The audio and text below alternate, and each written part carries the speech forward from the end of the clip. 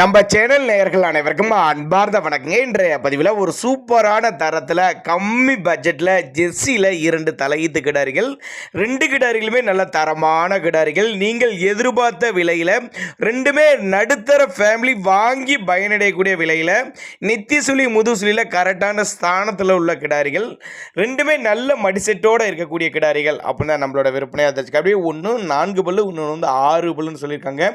2 கிடாரிகளுமே 9 மாதம் சினியாக இருக்குது. ரெண்டுமே 9 மாதம் சினியாக இருக்குது.